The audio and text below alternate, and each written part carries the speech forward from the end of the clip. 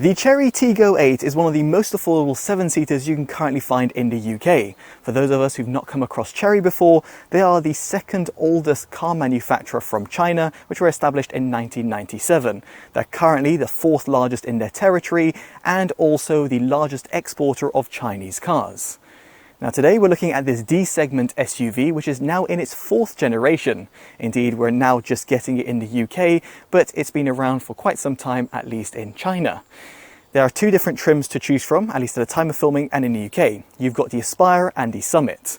Furthermore, you've got 2 different powertrains to choose from. You've got the fully petrol model, where prices range from £28,500 and extend up to £31,500. However, if you spend an additional £5,000, you'll be looking at the CHERY Super Hybrid System, CSH for short, and that's the model that we're actually looking at. Prices for this vehicle range from £33,500 and go up to £36,500. Now, no matter which vehicle you go for, you'll find a 7-year warranty or 100,000 miles, whichever comes first. Now, in this video, which has been sponsored by the manufacturer, I'll be covering everything you need to know about it so you can make your own informed purchasing decision. So let's kick things off and talk about fuel efficiency, because that's arguably going to be the most important factor, namely if you're looking at the super hybrid system. Now, first off, I would like to mention that you have got a 56-mile WLTP quoted range. And of course, it'll depend as to how you drive and where you drive in order for you to actually achieve that quoted EV range. And yes, you can drive in fully electric mode, in a parallel mode, or you can even have the engine self-charge. So therefore means that if you're going to be on the motorway and you don't really mind too much about the overall efficiency because it will hamper it, then you can do that and charge the vehicle. And then when you're in and around town, you can then be driving in fully electric mode, therefore not releasing any sort of harmful fumes within the city. Now, in terms of the fuel tank, you've got between 57 and 60 litres, and therefore means it is quoted to be able to drive for roughly 700 to 750 miles, especially if you factor in its EV portion, without having to stop to refuel or recharge. Of course, I would definitely suggest doing that if you're going to be doing a very longer drive.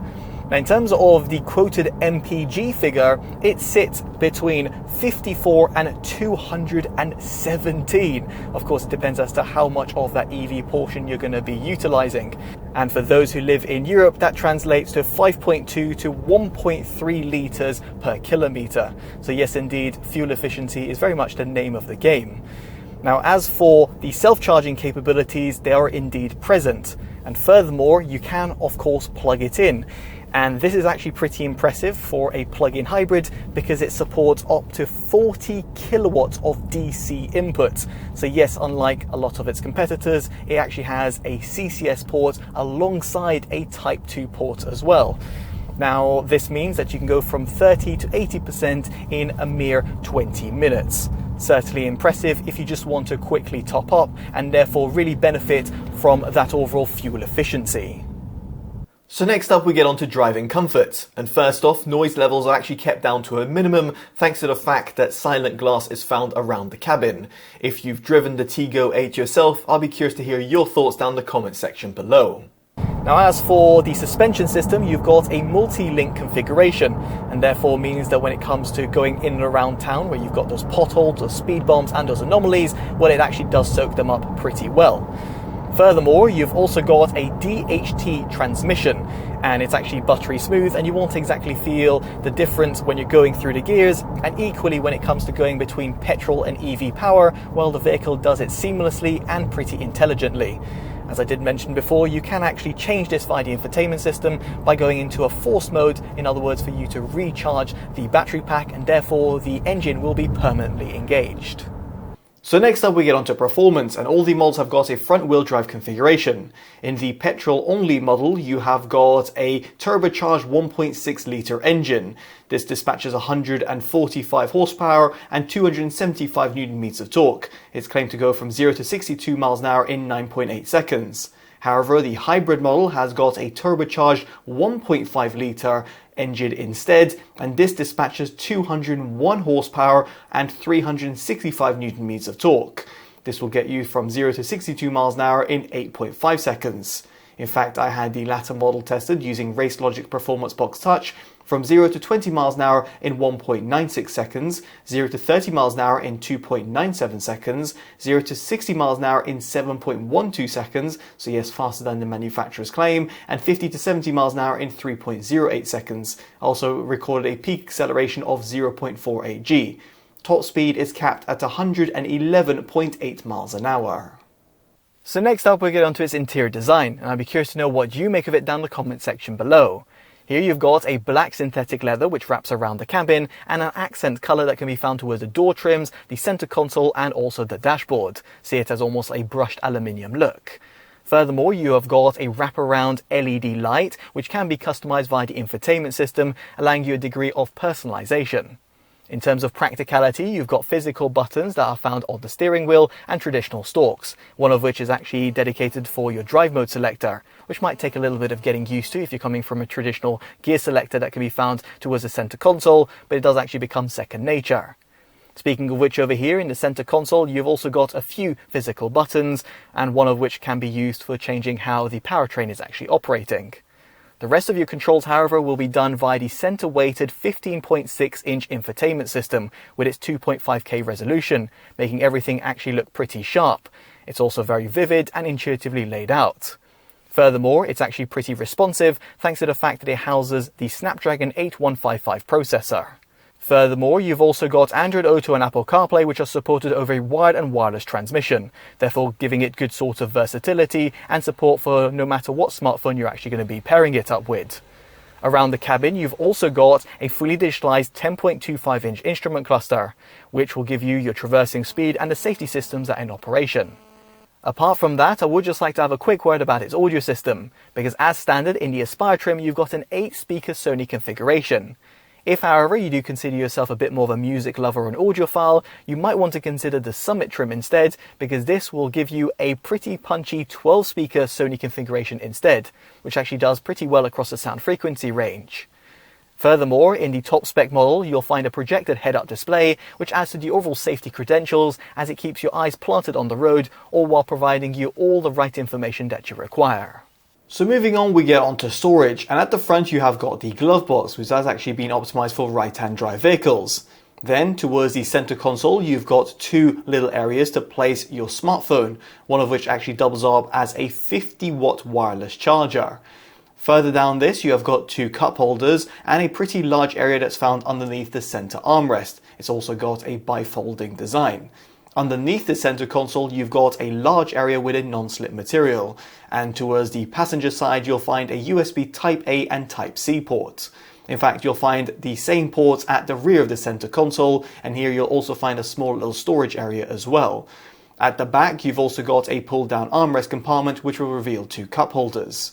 In terms of the door bins, the front two are large enough to accommodate a 500ml bottle alongside some small to medium-sized valuables, while the rear two are unsurprisingly a little bit more limited. Now, of course, when it comes to storage, we have to talk about its boot capacity, and here you've got 117 litres to play around with if you were to keep the third row in place. Drop them down and this figure extends up to 494 litres. And if you were to drop down the second row seats, this then extends up to a whopping 1,930 litres. So yes, indeed, you won't have any sort of problems while taking larger size goods. Furthermore, it's pretty practical, thanks to the fact you've got a hatchback design. And you've got a manually operating tailgate in the Aspire trim, although this becomes electronically operated in the Summit model. And as you might be able to notice, there is 50-50 rear split folding third row seats and 60-40 rear split folding second row seats. And it is also worth highlighting over here that the front passenger seat can also be folded flat, making it even more practical if you're a singular occupant in this vehicle, therefore allowing you to take some really elongated goods. This perfectly brings me onto seating comfort, and here in the Aspire trim you've got 6-way power controls for the driver and 4-way manual controls for the passenger. However, should you go for the Summit model, you'll find 4-way power controls for the passenger as well, with a massage functionality, which is certainly appreciated. Furthermore, you've got a heated steering wheel, ventilated and heated front seats, and also a heated second row. So it's something that you certainly might want to consider in terms of the overall convenience and also comfort.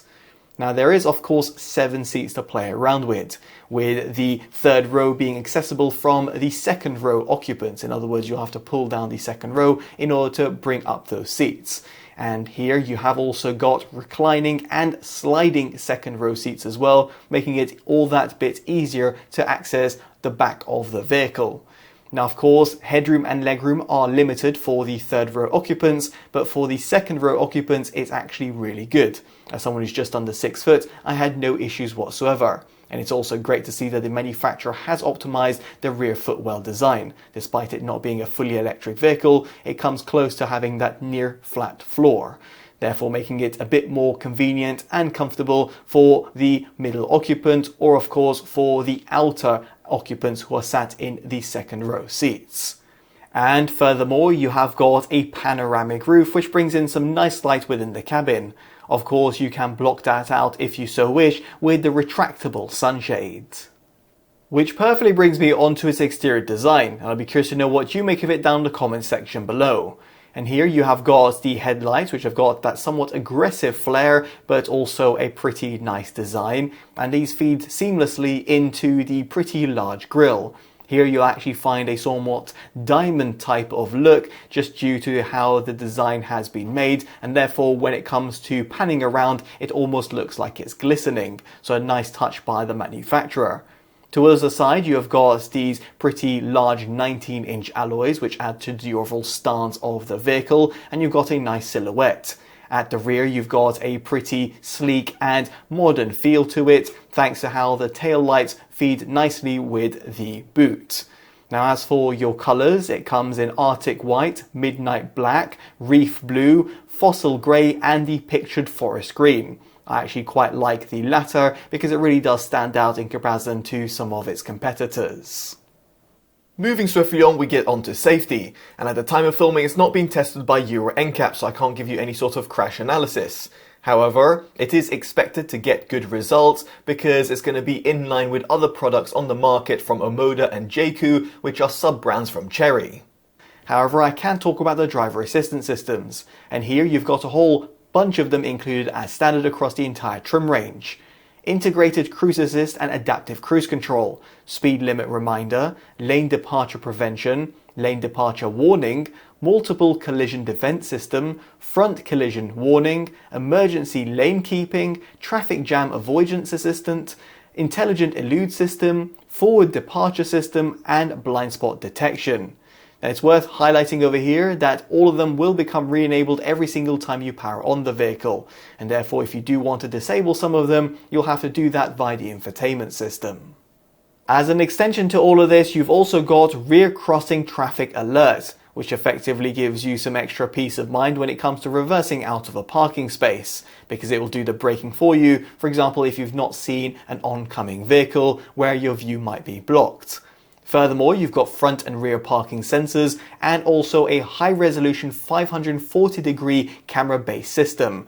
This will give you a good sort of view of the vehicle itself and also help you prevent from curbing your rims. As for the overall visibility, it was a non-issue at the front and side due to the wide openings. However, at the rear it can be a little bit more limited. Thankfully, you do have that rear wiper and also the camera-based system, so therefore it should be a non-issue. So there we have it. Hopefully you've enjoyed my detailed video of the CHERY TIGGO 8. I'll be curious to know what you make of it down in the comment section below and how you feel it compares to some of its competitors. Now, if you've enjoyed this video, definitely do consider dropping a like, subscribing and hitting that bell notification, all of which would be greatly appreciated. As such, I've been Chris from TotallyEV and I hope we see you in the next one. Take care of yourselves and goodbye.